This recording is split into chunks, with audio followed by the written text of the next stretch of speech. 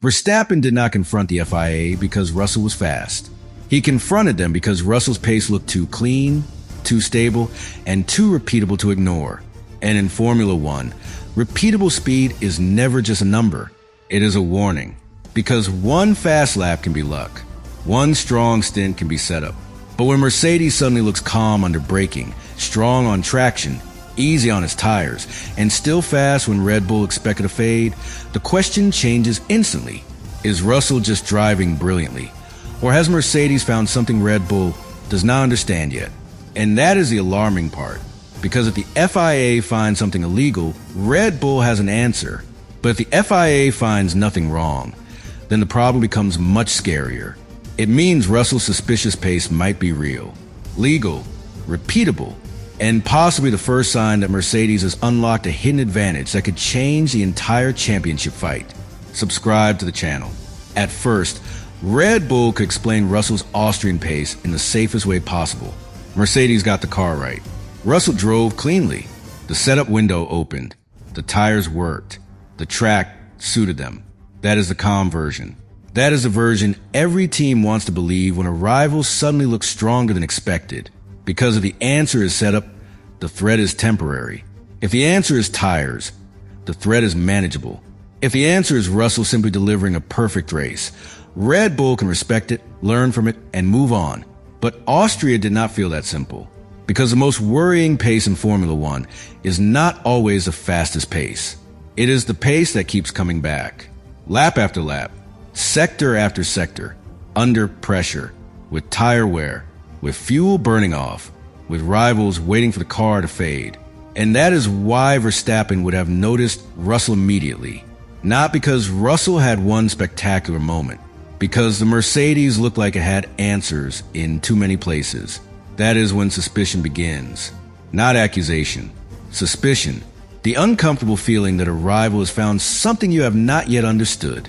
And in Formula One, that feeling is dangerous. Because the first thing a driver sees is not the full technical picture. A driver feels a threat before the engineers can fully explain it. Verstappen would not need to know every detail of the Mercedes floor, suspension, energy deployment, or tire map to know something looked unusual. He would feel it through the race. A Mercedes that did not slide as much as expected. A Mercedes that stayed strong on corner exit. A Mercedes that seemed calm under braking.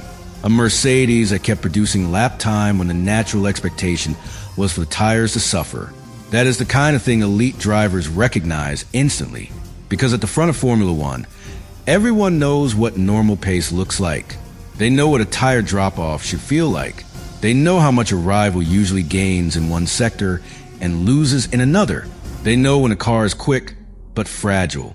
And they know when a car suddenly looks complete. That is the word that would worry Red Bull. Complete. A car with one strength can be attacked. If it is fast on the straights but weak in corners, you pressure it through the twisty sections. If it is brilliant in qualifying but hard on tires, you wait for the race. If it is strong in clean air but nervous in traffic, you force it into dirty air. But a complete car is different. It gives fewer openings. It makes the driver look calm. It protects tires while still pushing. It carries speed without obvious drama. It turns a race into something controlled. And if Russell's Mercedes looked even close to that in Austria, then Red Bull had every reason to ask harder questions. Because this was not just about one driver beating another. This was about whether Mercedes had found a performance window that Red Bull did not expect. That is why the FIA angle becomes so powerful. The FIA is not there to decide whether a car feels suspicious. The FIA is there to decide whether a car is legal. Those are not the same thing. A car can look suspicious and still be legal. A car can make rivals uncomfortable and still pass every check. A car can trigger questions because it is clever, not because it is illegal. That is what makes the story more tense. Because if the FIA finds an illegal trick, the answer is simple. The part gets removed. The advantage disappears. The controversy becomes a ruling. But the FIA finds nothing wrong. Then Red Bull faces a more frightening answer. Mercedes may have found legal speed. And legal speed is much harder to fight. You cannot protest it away. You cannot complain it off the car. You cannot ask the governing body to remove something just because it hurts your race. You have to understand it. then you have to beat it. That is the nightmare version for Verstappen, because illegal performance is a scandal. Legal performance is a challenge, and challenges cost time. Time in the simulator, time in the wind tunnel, time in setup meetings, time in development direction, time in races where the championship keeps moving while your team tries to respond. That is why a single strong Mercedes weekend can shake the paddock. Not because it proves anything illegal, but because it might prove something worse for Red Bull. Mercedes has learned. And if Mercedes has learned in the right area, the whole title fight changes. Austria is a kind of circuit that can reveal that. It is short, but it does not forgive weakness. The car has to brake hard, accelerate cleanly, recover energy, deploy energy, protect the tires, handle traction, stay stable when the driver attacks the curbs. And because the lap is short, every small gain repeats over and over. A tenth on exit becomes a tenth down the straight. A calmer rear and becomes less tire stress. Less tire stress becomes stronger pace later in the stint. Stronger pace later in the stint becomes pressure on Red Bull. And pressure is what Verstappen hates giving away. He wants to be the one applying it, not absorbing it. So if Russell's car looked unusually strong in those repeated Austrian demands, Verstappen would not treat it as a coincidence. He would treat it as a clue. Where was Mercedes gaining? Why was the car so stable? Why did the tire behavior look better than expected? Why did the pace hold? Was it setup? Was it a new mechanical direction? Was it aerodynamics?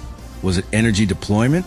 Was it a perfectly legal interpretation of the rules that Red Bull had not fully exploited? That is where the story begins to grow.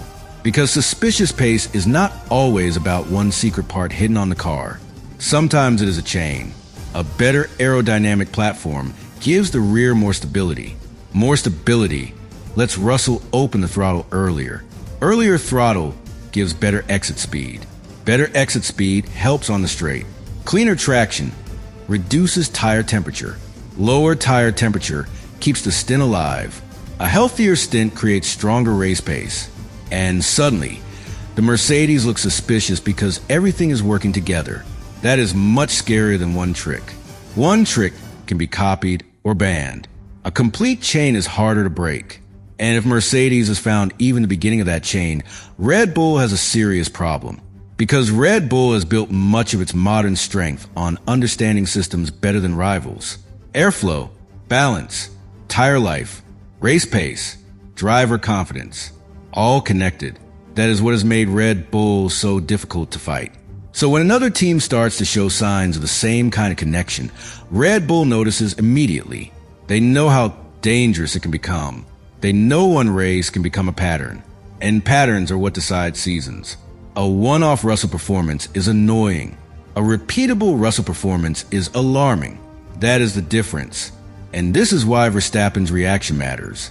He is not a driver who waits politely for a rival to explain their speed. He pushes. He questions. He challenges. He wants certainty. Because uncertainty is poison in a championship fight. If Red Bull does not know where Mercedes is gaining, every decision becomes harder. Do they change setup philosophy? Do they push more wing? Do they trim drag?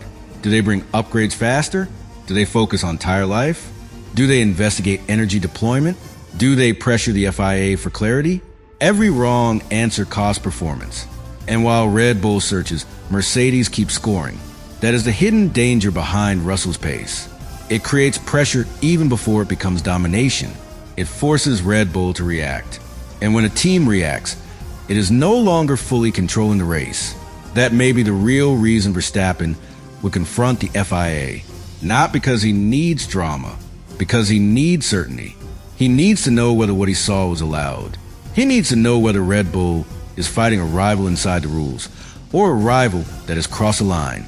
And once that question enters the paddock, everything changes. The Mercedes is watched more closely. The onboard footage is studied differently. The straight line speeds become more suspicious. The tire life becomes a talking point. The braking stability becomes a clue. Every little detail starts carrying more weight. That is what happens when a rival's pace feels unexplained. The whole sport becomes a detective story. But the first block of the story is not about proving Mercedes did something wrong. It is about understanding why Russell's pace scared Red Bull in the first place. Because Red Bull can handle a fast rival. They have done it before. Verstappen can fight almost anyone wheel to wheel. He can defend. He can attack. He can drag a result out of a difficult weekend. But what Red Bull cannot ignore is a rival that suddenly looks fast in a way that might be repeatable. That is how championships turn. Not with one dramatic accusation. With one performance that makes everyone ask, where did that come from? And Austria may have been that kind of performance. A Mercedes that looked calm. A Russell pace trace that raised eyebrows. A Red Bull camp that wanted answers. An FIA angle that made the whole thing feel bigger than a normal race result. And the scariest part is still this. If the FIA finds something wrong, the mystery has an ending. But if the FIA finds nothing wrong, the mystery becomes a warning. Because then Russell's pace was not a problem for the rulebook. It was a problem for Red Bull. The next layer is where Russell's pace stops being a racing story and starts becoming a technical threat. Because once Red Bull asked the FIA for clarity, the question is no longer just, was Mercedes fast? The question becomes, why was Mercedes fast in a way Red Bull did not expect? That is the dangerous part.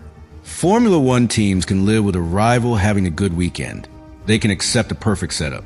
They can accept a driver who delivers under pressure. They can accept a track that suits another car better. But what they cannot accept easily is unexplained repeatable performance. Because unexplained speed leaves two possibilities. Either the rival has found something outside the rules, or the rival has found something inside the rules that you have missed. And sometimes, the second answer is more frightening, because an illegal trick can be removed. A legal discovery has to be beaten. That is where the FIA becomes part of the story.